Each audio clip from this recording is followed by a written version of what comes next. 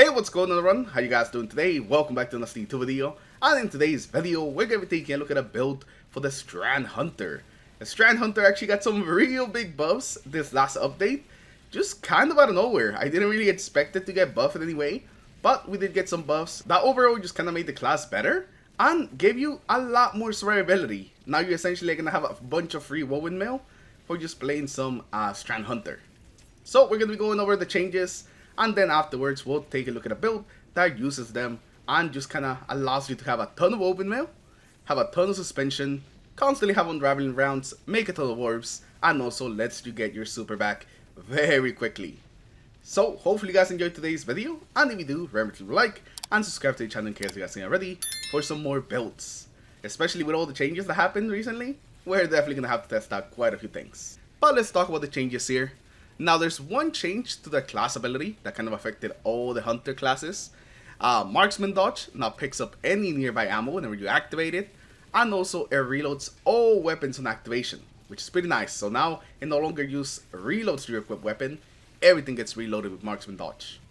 And then for the strand specific stuff, Suspending Slam got a big buff. Now it no longer increases the cooldown after you use it. So before it used to have like a bigger cooldown if you had the fragment equipped, but that's no longer the case. And the big one now is that whenever you suspend enemies, it gives you woven mail based on the number of enemies suspended. So if you're suspending a bunch of enemies with your slam, you're constantly going to be getting woven mail. And the amount of woven mail you get is actually a pretty good amount. Like, check this out. We're going to suspend 2 guys right here, and we immediately get 12 seconds of woven mail. Actually, we suspended 3. That's why we got 12. But you get about 4 seconds per enemy that you suspend, which is, it's pretty nice, especially because most of the time you're suspending groups of enemies, so you're constantly going to be getting tons and tons of woven mail. And if you already have woven mail where you're suspending new targets, it just essentially keeps increasing the timer on it. So it's pretty nice being able to have use like some built-in woven mail with this ability, especially because the ability is so good in PvE. And as long as you have a way to constantly keep getting your class ability energy back, so you can keep using your slam, you can just constantly have woven mail, which is pretty nice. But that wasn't the only buff that Strand got, because the Threaded Spectre also got an increased fragment slot. So instead of just having 2 now, you can actually carry 3. So these buffs are pretty nice, and what I really like about them is that it's very easy to implement them into like many different builds. So let's get started with the build, and for the exotic that we're running on this build is gonna be the Radiant Dance Machines. It just kinda seems like the perfect exotic to go with this. We're trying to use our class ability as much as we can, and so the Radiant Dance Machines are just perfect. Whenever we get final blows with our primary ammo weapons, we're gonna get a bunch of dodge energy back, and we can even overflow our dodge energy, allowing us to store up to 3 charges. Overall, this is just gonna let us have a bunch of class ability energy, so we can pretty much use it whenever we want.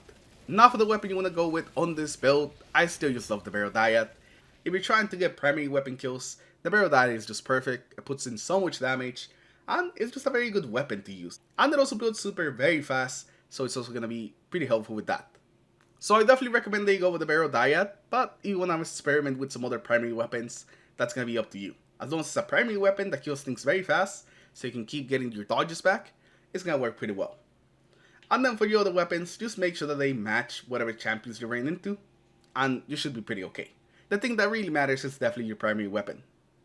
Now for the subclass, of course we're on pure Strand Hunter, and for your class ability you can go with either Gambler's Dodge or Marksman Dodge, especially since Marksman Dodge did just get buff.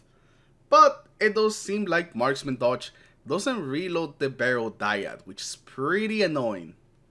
So because of that, I had been using Gambler's Dodge, and getting more melees is also very nice, especially because the melee on the Strand Hunter is really good. So keep in mind if you are going to be using Marksman Dodge, that might run into some issues with the Barrel Diet. I think that's a glitch though. I don't think that's supposed to happen. And for the grenade, the grapple or the shackle grenade are both pretty good, but I tend to prefer the grapple a little more because of the just movement ability and also how fast it comes back. So you can actually use it a lot more often. And also the grapple melee use on its own is also amazing, and since it's considered a melee, you can take advantage of it as well with your melee mods. Now for the aspects, we have the 2 buff ones in Ensnaring Slam and the Threaded Spectre, but you could also go with the Slam as well as the Maelstrom. That also ended up being a pretty good like combo to run. But since these two are the ones that got buff, I decided to go with these two. And we already kind of talked about both of these. The Threat Spectre is really good because having all those decoys around just means that less things are targeting you. And if they are going to target you, well, you're going to have this constant woven mail, meaning that you're not going to be taking as much damage. And then the threatlings that do come from the Threat Spectres add a bit of damage, as was being able to stun unstoppable champions, which is pretty crazy, but that's just kind of like what they do right now with the artifact. Now for the fragments, the first one that we're going to have is going to be the Threat of Propagation. This one makes it so whenever you get a kill with your power melee, it grants your strand weapons unraveling rounds. This is going to be really nice, especially with the amount of melees we're going to have. We're constantly going to be able to proc this and just constantly give our SMG unraveling rounds, which is going to add a bit more damage and a bit more ad clear. Next we have the Threat of Continuity. This increases the duration of the suspend, unravel, or sever effects. And since we're going to be using all three of them with this build very effectively, this is just really nice to have. Especially the suspension lasting a bit longer, it's going to be pretty nice. After that we're going to have the Threat of Fury. Whenever we damage targets with tangles, it grants us increased melee energy. Now, out of all the fragments we have on this build, this is probably the weakest one. So if you do want to change the fragment, I would recommend that you change this one. So you want to go for something like more threatening damage. You want to go instead with threat generation to get like your grenades back faster. All of these work pretty well here. You want to just go with threat of isolation. They can all just go in this slot. This is pretty much like your free slot because Threat of Fury is not like the best one for here. Next we have Threat of Wisdom. Whenever we defeat suspended targets, we're going to create Orbs of Power.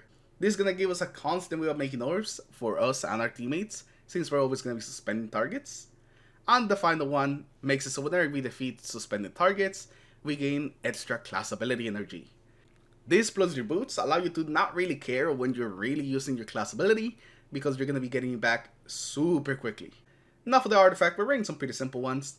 We're essentially running the strand ones as well as the threatening ones. First, we have Elemental Overdrive. This guy gives us more damage whenever you pick up a tangle, so it's pretty nice. Tangle Web will make it so whenever we create a tangle, it makes a suspending burst that kind of gets people around where that tangle was made. This is very nice. It essentially lets us suspend enemies all over again, or just trigger a suspension with like your melee or something. Overall, it's just adding more suspension to the build. We also have Threat Blast, so whenever we destroy a tangle, it does more damage and it has a bigger radius.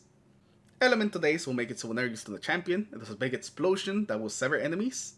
And then Elemental Coalescence will make it so we can spawn a lot more elemental pickups. Refresh Stress is nice. Every time we pick up a tangle, it will give us some class ability energy to at least charge ability. And then we have the threatening ones, Pack Tactics. Your threatenings are not only going to be doing more damage, but they're also just going to be going around stunning champions, which is pretty funny. And then Threatling Proliferation just makes it so we can spawn more threatlings with our weapon as we're doing damage, and whenever we get kills on strand debuff targets, we're going to be making lots of threatlings this way as well. So not only are we going to be getting the threatlings from our actual clone, we're also going to be making threatlings this way, so they can keep going around doing more damage and stunning more champions. And I almost forget about Tightly Woven, but when you have Woven Mail, you have increased class ability and grenade stat, which is pretty nice. And for the monster we're running on this build, you want Harmonic Siphon, so whenever we get some kills with our SMG, we make orbs. You want a Special Ammo Finder or Heavy Ammo Finder, depending where you're using more.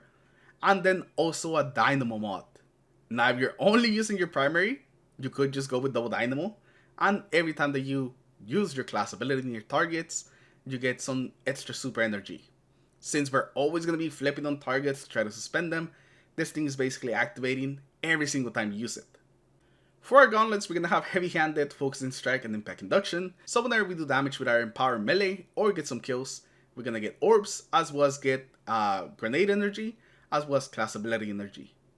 For the chest piece, we just have some pretty normal stuff. We have Concussed Dampener, Sniper Resistance, Arc Resistance, just things that are going to keep us alive. You might need to change this depending on like the activity you're doing. For the boots, we're going to have Absolution, Weapon Search, and Better Already. Better Already so we can start regen whenever we pick up some orbs. Strand Weapon Search so our weapon has even more damage. And then Absolution so whenever we pick up any orbs of power, we're reducing all our cooldowns. And for the class item, we have Distribution, Reaper, as well as Powerful Attraction. Reaper will make it so after we use our class ability, we can make some more orbs of power with the weapon kills. Distribution reduces our ability cooldowns whenever we use our dodge next to targets, And again, since we're always gonna be using it as targets, it's always gonna proc. And then lastly, powerful attraction is gonna pick up any orbs in the area whenever we do use our class ability. This is really nice because we're gonna be flipping all over the place, making a ton of orbs that just by being able to flip again, we're gonna just collect all those orbs immediately without having to actually go and get them. And with that, that's pretty much the build. After that, you wanna focus super and class ability, and that's pretty much the ones that you wanna focus most of your points into. Now you should also throw a couple points into your grenade just so you can use your grapple more often, but you should be getting it back really quickly even if it doesn't have a lot of points into it. And this build is very fun. It used to be already pretty good to begin with, but it did require us to run certain fragments to give us a bit more survivability. But now with the slam having just built-in woven mail and a way for us to get woven mail for free, the survivability on this build just skyrocketed, and now we can just play with a bunch of different fragments that we couldn't before. So I really like these changes, and I feel like this build is 100% the best it's ever been. So if you're a big fan of the Barrel Dyad or the Radiant Dance Machines in your Strand builds, you're gonna love these changes. Or maybe you like to use the Slam a lot in PvE, you're gonna love these changes even more. So hopefully you guys enjoyed today's build. Hopefully you guys liked it. If you guys have been trying any other builds, leave those down in the comments below. And if you did try the build, let me know what you guys think about it and what kind of activity you ended up doing. Anyways, thank you for watching, and I'll see you guys in the next one. Take care, everyone. Have a good rest of your day. Peace.